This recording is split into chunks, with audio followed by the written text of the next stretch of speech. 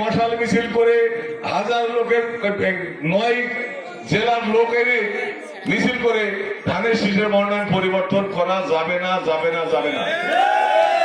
কেন্দ্র কিন্তু অনেক যাচাই বাছাই করেছে, যাচাই বাছাই করেছে।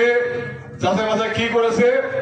যে কার হাতে ধানের শীষ নিরাপদ, কার হাতে ধানের শীষ দিলে গাঙ্গের বিএনপির মানুষ ভালো থাকবে, কার হাতে ধানের শীষ দিলে গাঙ্গে চাঁদাবাজ মুক্ত থাকবে, কার হাতে ধানের শীষ দিলে গাঙ্গের বিএনপির নেতা কর্মীরা নিরাপদ থাকবে। বন্ধুরা আমার, তাই তো? এই সব কিছু চিন্তা ভাবনা করে বিএনপির হাইকমান্ড কেন্দ্রীয় কমিটি প্রথমে বিএনপির ভারপ্রাপ্ত চেয়ারম্যান তারেক রহমান তিনাকে ফোনে বলেছে যে ভাই আপনাকে নির্বাচন করতে হবে, নির্বাচনের প্রস্তুতি নেন।